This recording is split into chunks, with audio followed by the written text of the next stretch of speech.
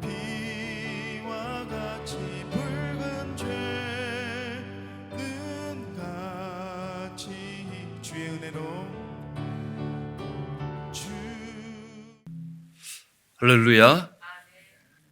저희들 함께 봉독하실 하나님 말씀 사도행전 11장 24절로 26절 말씀 되시겠습니다.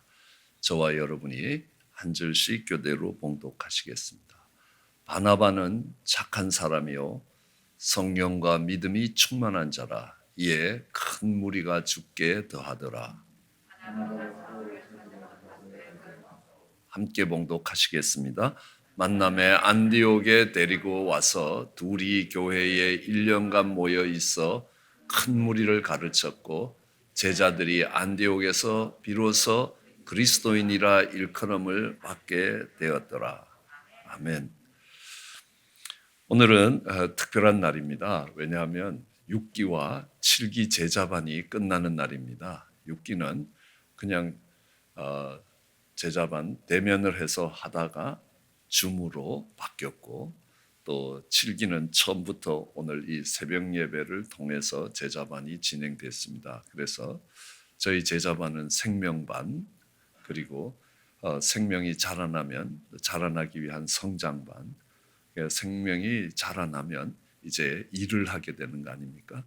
사역반, 그리고 일을 하더라도 혼자 하지 않고 다른 사람과 함께 할 수 있고 다른 사람을 이끌어 갈 수 있는 리더반으로 구성되어 있습니다. 오늘 리더반의 마지막인데요. 그래서 옆에 한번 인사해 보시죠. 은혜입니다. 은혜로다 은혜로다 아름다운 당신과 함께 제자반을 마치게 됐습니다. 은혜로다 은혜로다 아름다운 당신과 함께 제자반을 마치게 됐습니다.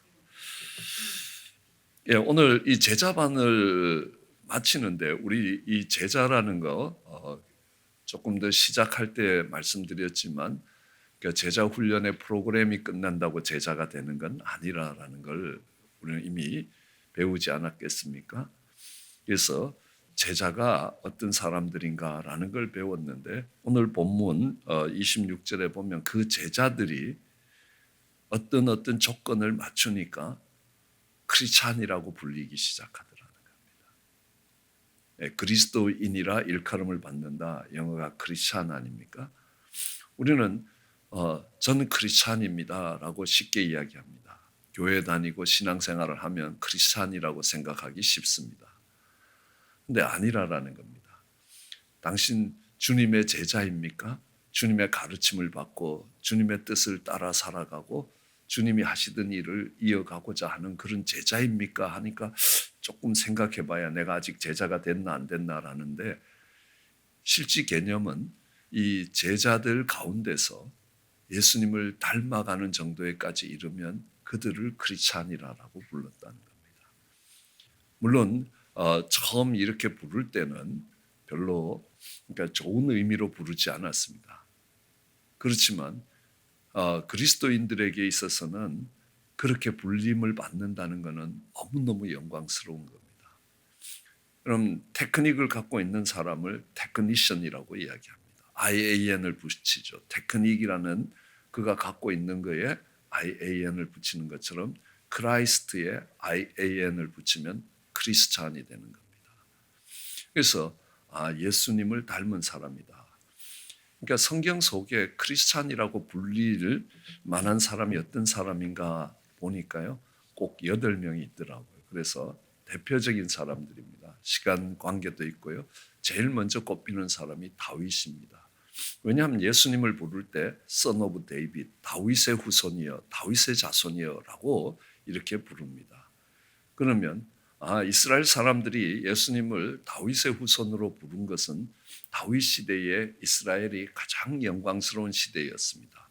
그 일대에 가장 강력한 나라를 이루기도 했죠. 단에서부터 부엘세바까지 유브라데 하수에서 지중해까지 하느님이 아브라함에게 이스라엘 백성들의 지경이 될 것이라고 하는 땅을 거의 다 정복했습니다. 그게 다윗의 시대입니다.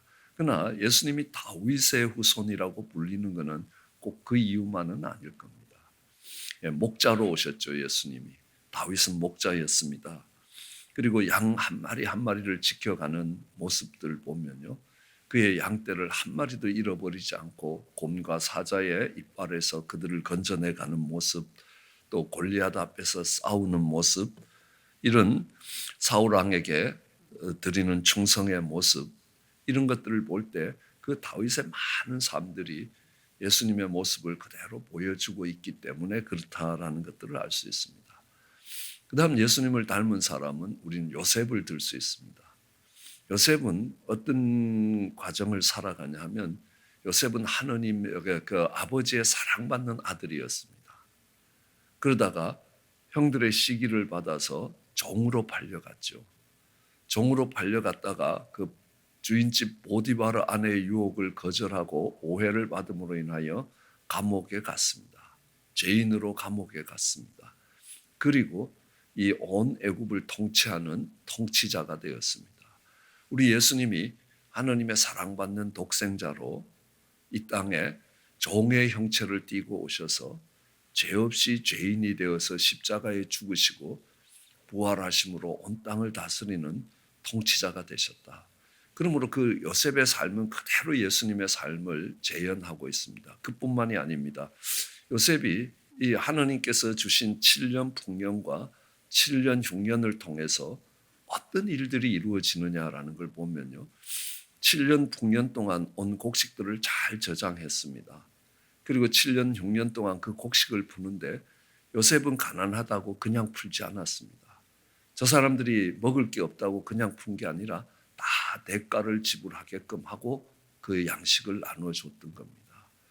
우리는 구제의 굉장히 중요한 원칙을 그곳에서 배울 수 있게 될 것이라고 생각합니다. 그리고 이 애굽의 온 땅을 다 사들였습니다. 온 땅이 다 왕의 땅이 되었습니다. 오늘 이 땅이 전부 하나님의 땅이라는 개념과 같은 개념입니다. 그리고 그들에게 그 땅을 경작하게 했습니다. 사람이 주인이 됐을 때는 그들은 엄청난 세금을 내야 됐습니다. 국가에 세금을 내야 되고 또 그 땅의 소유주에게 세금을 내야 됐습니다. 내가 그 땅에 농사를 지어서 반반을 나누면 그것도 좋은 조건에서 반반을 나누게 됩니다. 그리고 그 가운데서 세금을 내고 나면 이 사람들은 약한 이것저것 다 떼고 나면 20% 정도 손에 쥐게 될 겁니다. 그러면 온 가족이 살아가기가 너무 힘듭니다. 그렇기 때문에 아무것도 할 수 없습니다. 그걸 일컬어서 땅에 매여서 종살이 한다라는 겁니다. 그런데 이 땅을 전부 왕이 사들인 후에 그것을 경작하니까 80%, 5분의 1의 세금을 받았습니다. 그러니까 80%가 그들의 것이었습니다. 이제 그때부터 땅은 뭐냐 하면 그들의 축복의 근원이 되는 겁니다. 그 땅의 소산으로 배불리 먹을 수 있고 또 무엇인가 할 수 있는 힘이 생기기 시작합니다. 그러므로 요셉의 온 삶은 이 7년 풍년과 7년 흉년을 지나가면서 땅에 매여 종살이 하는 사람들을 자유케 하셨다는 겁니다. 우리 주님이 그렇게 하셨다는 것들을 알 수 있습니다. 우리 다음은 여호수아입니다. 예수님의 이름을 히브리어로 하면 여호수아로 발음이 되는 겁니다. 그래서 이 여호수아의 모습입니다. 약속의 땅으로 들어가서 그 약속의 땅을 정복해가는 여호수아의 모습. 그러니까 이 구원에 있어서 이 여호수아도 호세아도 구원이라는 의미를 갖고 있습니다. 하나님의 강력한 능력에 의해서 구원이 베풀어지는 모습을 우리는 여호수아서를 통해서 여호수아의 삶을 통해서 볼 수 있습니다. 여호수아하고 똑같은 이름이 바로 호세아입니다. 여러분 잘 아시다시피 히읗, 시읒, 이응입니다.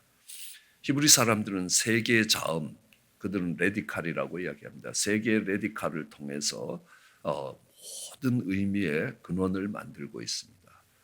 그리고 더 나가보면 민수기 13장 16절에 보면 모세가 땅을 탐지하러 보낸 자들의 이름은 이러하니라. 모세가 눈의 아들 호세아를 여호수아라 칭했다. 예, 눈의 아들 호세아를 여호수아라고 불렀다라고 이야기합니다. 그럼 뒤에 호세아라는 선지자가 나옵니다. 그렇죠? 고멜을 끊임없이 품어 안는 그런 모습입니다. 생각해 보십시오. 너는 가서 음란한 여자를 취하여 음란한 자식을 낳으라. 이게 사실 가능할 겁니까?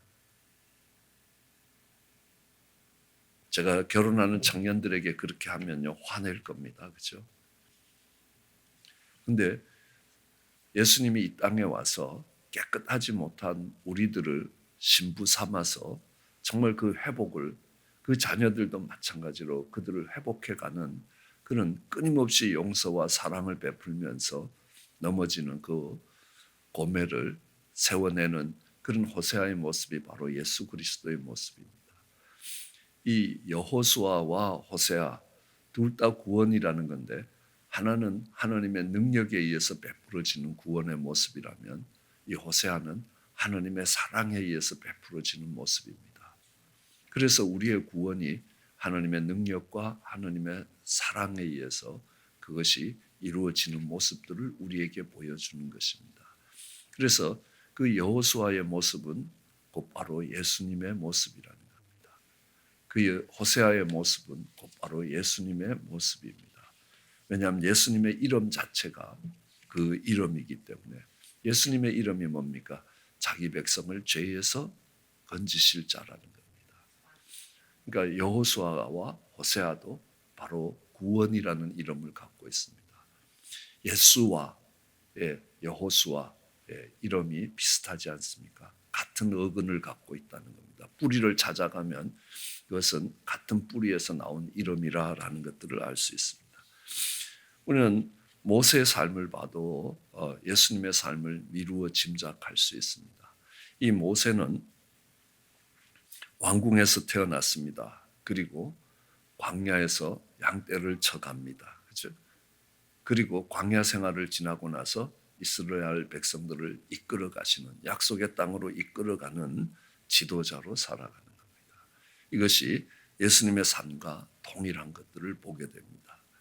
그래서 그 왕의 자리에, 그러니까 이 모세는 바로의 공주의 아들의 자리를 거절하고 자기 백성들과 고난받기를 죄악의 낙을 누리는 것보다 더 좋아하고 그리스도를 위해서 받는 능력을 애굽의 어떤 모하보다도 더 큰 재물로 더 가치 있게 여겼다는 겁니다. 예수님이 이 하늘 보좌를 버리시고 이 땅에 오신 것처럼 이 모세가 바로의 공주의 아들이다. 이 바로의 공주는 헤셉수트라는 공주입니다. 왕에 있어서 무남동녀였습니다. 그러므로 이 헤셉수트는 측천무후라는 중국에서 여자로서 황제가 됐던 여자가 있습니다. 그 측천무후보다 더 막강한 권력을 이 이집트에서 갖고 있었다라고 이야기합니다. 그의 아들입니다. 그렇기 때문에 앞으로 이집트의 파라오, 이집트의 왕이 되는 것은 그냥 시간이 지나면 될 정도로. 근데 모세는 그 중에서도 학술과 언변에 뛰어났다라고 이야기합니다. 출중했다라고 이야기합니다. 그 모세가 이 이집트의 땅을 넓히기 위해서 아프리카 이 북부 지역을 정복해 가는 데 있어서는 신화적인 승리를 이끌어냅니다. 그래서 거의 이디오피아 지역에까지 이 아프리카 땅들을, 이집트의 땅들을 넓혀갔던 것들을 볼 수 있습니다. 그 자리를 거절하고 광야로 나왔습니다. 그 광야 생활을 하다가 그 광야 생활을 통해서 그 이스라엘 백성들을 약속의 땅으로 인도해 가는 것이 우리 주님의 모습이라는 겁니다. 다시 이야기하면 우리 주님의 모습이라는 것은 그것은 우리가 닮아야 되고 우리가 따라가야 되는 모습입니다. 왜냐하면 크리스찬이라는 것이 작은 예수라는 말입니다. 그렇기 때문에 그렇습니다. 그 다음 예수님의 모습은 우리는 보아스에서 볼 수 있습니다. 기업 물을 자라라고 이야기합니다. 기업 물을 자에 대해서 많은 묵상을 할 수밖에 없게 됐습니다. 우리나라의 어느 교단에서 중보 기도자라는 말을 쓰지 못하게 합니다. 왜냐하면 예수님이 중보자이기 때문에 우리가 중보 기도자라고 중간에 기도를 넣겠지만 그렇게 쓰는 것은 매우 불경스럽다라고 생각을 하는데 꼭 그렇지 않습니다. 왜냐하면 두 개가 다른 단어입니다.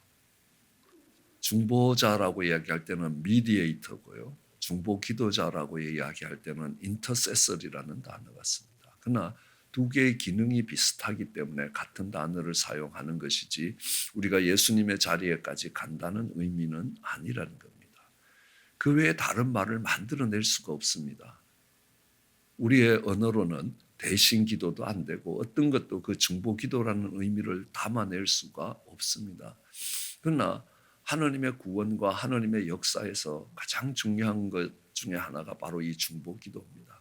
죄에 빠진 사람들의 죄를 짊어지고 하나님 앞에 감으로 인하여 그 죄가 용서받는다라는 겁니다. 그런 중보 기도의 개념에서 다른 어떤 걸로 내가 당신 대신에 기도한다 이런 의미가 아니지 않냐는 겁니다. 그러니까 이 중보 기도를 담을 수 있는 유일한 단어는 바로 기업 물을 자랍니다. 토지 물을 자라는 겁니다. 왜냐하면 룻과 나오미의 빼앗긴 기업과 그들의 빼앗긴 축복을 되찾아 주는 겁니다. 내가 어떤 대가를 지불하더라도 손해나는 대가를 지불해서도 그들의 사회적 지위도 그들의 경제적 지위도 회복시켜 주려고 하는 겁니다. 그게 기업 물을 자라는 겁니다. 그래서 그 보아스는 바로 예수님을 상징하고 있다는 겁니다. 예수님의 모습이라는 겁니다. 그들의 사역이 어떤 것으로 열매 맺어져야 되느냐는 겁니다. 마귀에게 속아서 하나님이 주셨던 축복과 기업을 빼앗긴 자들에게 그것을 회복시켜 주는 겁니다. 그것이 어려울지라도 손해가 날지라도 그것을 감당해가는 그들을 일컬어서 기업 물을 자라라고 이야기하지 않느냐는 겁니다. 그다음 우리는 예수님의 모습을 노아에게서 찾을 수 있습니다. 노아의 방주는 예수님의 십자가를 상징하고 있습니다. 예수님도 이야기합니다. 그러니까 노아의 때와 인자의 때가 같다는 겁니다. 예수님의 때가 노아의 때와 같을 것이라는 겁니다. 내가 너에게 보여달라는 이적을 보여달라는 이 바리새인과 서기관에게 내가 노아 때에 같은 그런 것밖에 보여줄 것이 없다는 겁니다. 왜냐하면 그것을 통해서 구원의 역사가 일어나고 있습니다. 오랜 인내를 통해서 정말 그 방주가 지어지는 것처럼 예수님의 그 공생애를 통해서 십자가가 세워지고 그 가운데서 우리가 구원을 받을 때도 예수님을 믿어서 구원받는다라고 이야기하는 말이 I believe Jesus가 아니라 I believe in Jesus. 내가 예수 그리스도 안에 있다는 겁니다. 그 말은 노아의 방주 안에 들어간 자들이 구원을 받는 모습입니다. 그 방주 안은 어쩌면 여전히 시끄럽고 정말 냄새나고 답답하고 이런 모습일지 모르지만 그 노아의 방주가 귀한 것이 그곳에 구원이 있기 때문에 그렇습니다. 예수님의 십자가가 우리에게 무거운 짐이 될 때도 있고 정말 아픔이 될 때도 있고 어려움이 있지만 그것을 통해서 이 땅에 구원이 베풀어지고 있다는 것들을 알 수 있습니다. 끝으로 이 예수님의 모습을 보여주는 것이 그러니까 아브라함과 이삭과 야곱이라는 겁니다. 하나님 이렇게 말씀하십니다.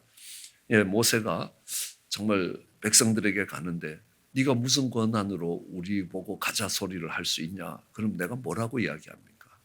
지난번에는 이스라엘 백성들 중에 가장 사회적 영향력이 있고 지위가 있고 왕자의 자리에서 이스라엘 백성들을 인도하자 그래도 그 사람들이 네가 뭔데 나한테 이렇게 이야기하느냐고 해서 도망자가 됐던 그 모세가 갈 때 하느님이 백성들에게 가서 여호와가 보냈다라고 이야기하라는 겁니다. 여러분 여호와라는 말은 스스로 있는 자라는 말입니다. 이 말이 얼마나 감동적인지 이 말을 들을 때에 표정이 좀 바뀌어야 되는 겁니다. 이스라엘 백성들은 이 여호와라는 말을 쓸 때에 쇠붓을 꺼내서 썼습니다. 만일 쇠붓이 없으면 가서 붓을 깨끗이 씻어서 말려서 그것을 갖고 여호와라는 이름을 썼습니다. 그만큼 자기네들에 있어서 감격적인 언어라는 겁니다. 내가 스스로 있는 자다라는 의미가 뭐겠습니까?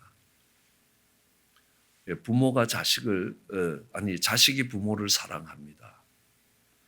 고슴도치도 자기 자식을 얼마나 귀하고 이쁘게 보는지 우리는 알고 있습니다. 그런 것처럼 부모가 자식을 그렇게 사랑하는데 왜 사랑합니까? 자식이 날 닮았기 때문에 사랑하느냐는 겁니다. 아닙니다. 어떨 땐 삼촌을 더 닮을 수도 있습니다. 그런데 삼촌이 사랑하는 게 아니라 부모가 사랑합니다. 그것은 뭐냐 하면 부모가 자식을 사랑하는 것은 그의 생명을 창조하는 데 내가 관여했기 때문에 그렇습니다. 이것이 얼마나 큰 기쁨이 되고 정말 우리 자녀들이 잘 될 때 부모의 기쁨이 되지 않습니까? 그게 그의 생명을 창조하는 데 내가 관여했는데 우리는 반밖에 관여를 못합니다. 그리고 가끔 아들에게 이야기합니다. 야, 난 네가 참 목회를 하면 좋겠다. 새벽에 일어나는 게 힘들어서 못하겠다고 이야기합니다. 물론 새벽에 일어나는 게 힘든 건 내가 인정을 한다. 나도 아직 힘들다. 그렇지만 보람이 크다. 그러니까 영적인 생명을 창조하는 데 관여한다는 것이 얼마나 큰 기쁨이고 보람이냐는 겁니다. 그런데 우리는 반밖에 관여를 못하고 일부를 관여하지만요. 하나님은 내가 너를 내 형상을 따라 지었다는 겁니다. 그 말은 이 여호와라는 말에는 이 부모가 자식을 사랑하는 것하고는 비교도 할 수도 없고 상상도 할 수 없을 만큼 하나님이 우리를 사랑하셨다는 겁니다. 그 여호와의 이름이 불려질 때마다 내가 하나님 앞에 어떤 존재인가가 확인되기 때문에 이스라엘 백성들은 그 여호와라는 이름이 감격이 되었던 겁니다. 그렇지만 우리처럼 이스라엘 백성들도 그 여호와라는 이름에 대한 감격과 감동을 잘 깨닫지 못한 경우가 많았던 것들을 알 수 있습니다. 그랬을 때 하나님이 주신 이름이 나는 아브라함의 하나님이요 이삭의 하나님이요 야곱의 하나님이라. 내 이름으로 일컫는 내 백성이 그 악한 길 떠나 스스로 겸비하여 기도하여 내 얼굴을 구하면 내가 하늘에서 듣고 그 죄를 사하고 그 땅을 고치겠다라고 할 때 내 이름으로 일컫는 백성 누구겠습니까? 여호와의 사람들입니다. 그렇죠? 하나님의 사랑의 대상이 되고 있는 사람들입니다. 하나님이 나를 얼마나 사랑하는가를 깨달은 사람들이 기도할 때 땅이 고쳐진다는 겁니다. 왜요? 그 하나님의 사랑으로 변화되기 때문에 그렇습니다. 또 하나님 이름으로 일컫는 백성은 아브라함의 하나님, 이삭의 하나님, 야곱의 하나님이라면 아브라함 같은 사람, 이삭 같은 사람, 야곱 같은 사람이 기도하면 그 땅이 회복될 거라는 겁니다. 그럼 아브라함의 하나님이라는 말은 롯의 하나님이 아니라 아브라함의 하나님입니다. 롯과 아브라함은 같이 갈대아 우르를 떠났고 하란에 머물다가 가나안에 왔습니다. 가나안에 와서 애굽에 갔다가 다시 가나안으로 돌아왔습니다. 그들의 소유가 많아졌습니다. 그들은 나누어졌습니다. 네가 동을 택하면 내가 서를 택하고. 아브라함과 롯의 삶은 거의 동일하게 보입니다. 그런데 마지막 하나님이 그들을 축복해 주셔서 부자 되었을 때 그들의 삶이 달라졌습니다. 어떻게 달라졌습니까?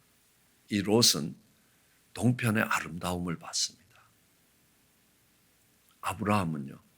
하나님의 아름다움을 봤습니다. 그럼 이 아름다움이라는 말을 한자어로 바꾸면 영광이라는 거 여러 번 말씀드렸습니다. 이사야서 35장 2절에 의하면 여호와의 영광 곧 우리 하나님의 아름다움이라고 이렇게 이야기합니다.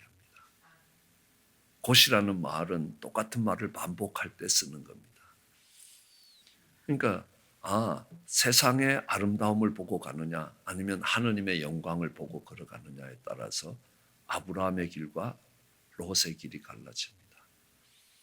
가끔 아내에게 물었습니다.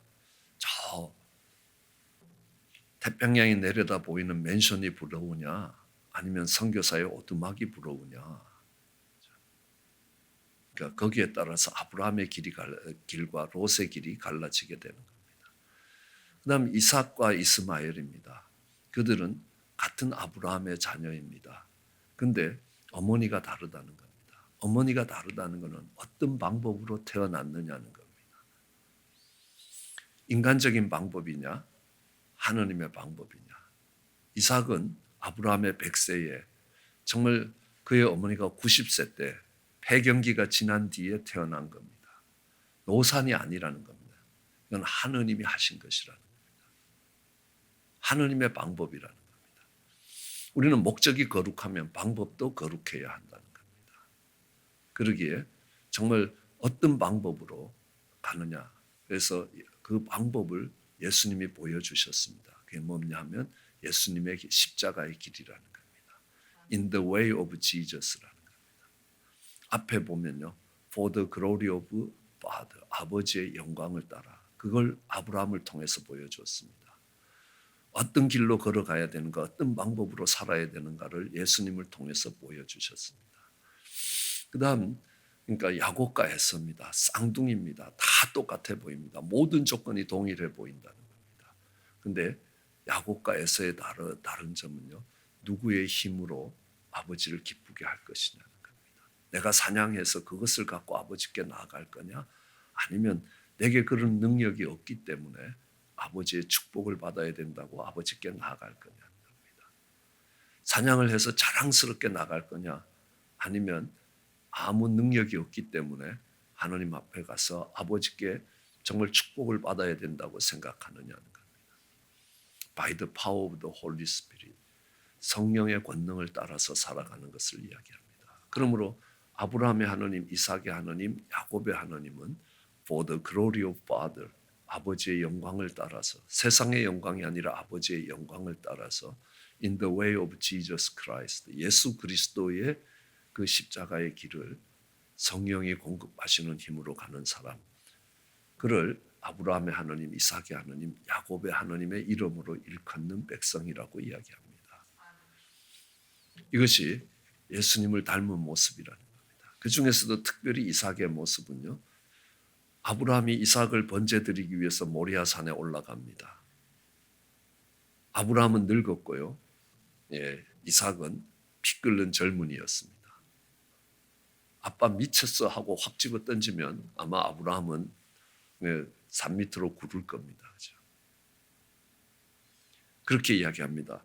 아버지, 이 번제를 드릴 나무는 준비됐는데 번제가 중요한 게 나무가 중요한 거 아니지 않습니까? 번제 드릴 제물이 중요한데 그건 어디 있습니까? 몰라서 묻겠습니까? 아니죠. 압니다. 예수님이 그러니까 할 수만 있으면 이 잔을 피하게 해달라라는 예수님의 모습과 동일하다는 겁니다. 그리고 그 번제단에 올라가는 이삭의 모습은 십자가에 올라가는 예수 그리스도의 모습입니다. 아버지의 뜻을 따라 내 원대로 마시고 아버지 원대로 하옵소서 하며 그 십자가에 올라가는 그 이삭의 모습이 바로 예수 그리스도의 모습이라는 겁니다. 그 모습을 닮아가는 사람들을 일컬어서 우리는 크리스찬이라고 이야기합니다. 그런 예수님을 닮아가는 작은 예수로 살아가는 우리 모두가 되기를 주의 이름으로 축원합니다. 기도하시겠습니다. 사랑과 은혜가 많으신 하나님, 복된 아침 주시고 하나님 긴 제자 훈련의 과정을 아름답게 마친 사랑하는 종들에게 하나님이 은혜를 더하여 주시고 그 제자들이 안디옥에서 비로소 그리스도인이라는 이름을 얻게 되는 것처럼 그들의 삶을 살아가는 과정 속에서 주님을 닮아갈 수 있게 하시기 원합니다.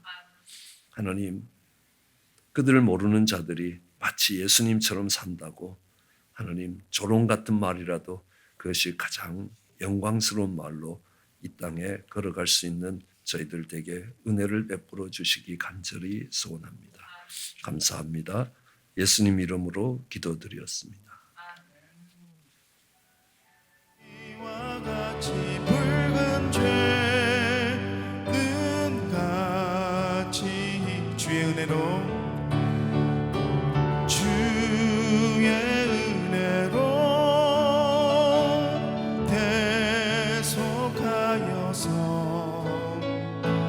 비와 같이 붉은 죄는 가 이겼네.